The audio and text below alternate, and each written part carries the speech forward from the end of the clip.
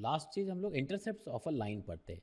तो if a line l cuts x axis, मतलब ये एक्स को भी कट कर रहा है, cuts x axis and y axis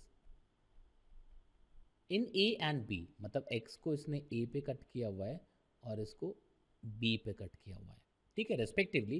then O ए, अगर इसको हमने ओ लिख दिया, then O A and O B are known as the intercepts of the line on x-axis and on y-axis। बहुत सिंपल चीज़ है। अगर कोई लाइन x को कट कर रहा है तो x को जहाँ पे कट कर रहा है एक लेंथ, एक डिस्टेंस तो आएगा, तो this is called intercept of this line on x axis. मतलब इंटरसेप्ट किसी लाइन का हो सकता है, ऑन x हो सकता है, ऑन y हो सकता है। तो यहाँ पे क्या हो गया, x पे इंटरसेप्ट, जैसे यहाँ पे लिखे तो जो ओ ए क्या होगा, it is the intercept on x axis, और यहाँ पे हमने इसको जैसे ए एज्यूम किया है, and what is O B, it is the intercept on Y axis, इसको हमने बी एज्यूम किया हुआ है, लिख सकते हैं it is the intercept on Y axis, लिख सकते। तो ये इंटरसेप्ट हो गया, ठीक है ना, यहाँ तक समझ आ रहा है। तो इंटरसेप्ट का मतलब क्या हो गया, मतलब एक इन्फॉर्मेशन, एक पॉइंट है जिसको अलग अलग जगहों पे यूज़ करेंगे। इसका मतलब ये बिल्कुल भी नहीं कि इंटरसेप्ट हमेशा पॉजिटिव होगा, ऐसा भ्रम बिल्कुल नहीं पाल लेंगे यहाँ पे, क्योंकि दोनों पॉजिटिव है। अब अगर एक एग्जांपल लो कि भाई कुछ मैं एक लाइन ऐसा ड्रॉ करता हूँ, ये लाइन ड्रॉ कर दिया, ठीक है।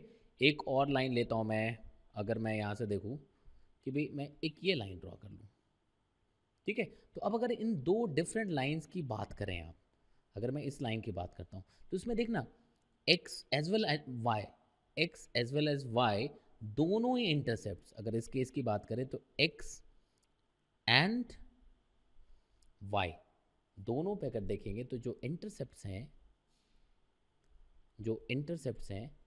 ये नेगेटिव है, जो इंटरसेप्ट है ये क्या है, नेगेटिव है, लिख सकते हैं ना।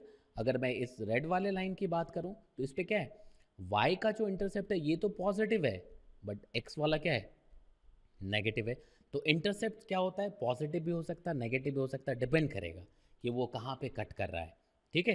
अब यहाँ पे ऐसा नहीं मे बी कि एक इंटरसेप्ट हो ही ना, अगर जैसे यहाँ पे लिखे कि भाई मैंने एक लाइन ये खींच दिया, तो y पे इंटरसेप्ट तो ठीक है।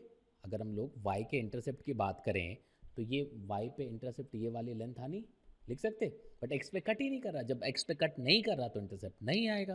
तो ये क्या हो गया, एक लाइन, एक स्पेशल टाइप का लाइन हो गया, it is a line parallel to x axis. Similarly अगर को मैं लाइन ड्रॉ करूँ जो y, सॉरी, अगर मैं एक लाइन यहाँ से ऐसा ड्रॉ करता हूँ, ठीक है, जो y एक्सिस के पैरेलल है, तो इसमें क्या होगा, सिर्फ इसमें देखो x पे इंटरसेप्ट मिल जाएगा हमें, ठीक है, x पे इंटरसेप्ट मिलेगा, y पे नहीं मिलेगा। जैसे पहले वाले में y पे इंटरसेप्ट मिला बट x पे नहीं मिला। तो हमने यहाँ पे देख लिया, देखो यहाँ से हमने जो देखा, एक स्लोप, ढंग से समझ आया आपको कैसे लिखते हैं, स्लोप थीटा होता है बेसिकली, बट उसको हम लोग जो स्लोप लिखते हैं वो टेन थीटा होता है, और जहाँ पे थीटा क्या होता था, it was the angle made by line with the positive x axis in anti clockwise sense, ठीक है।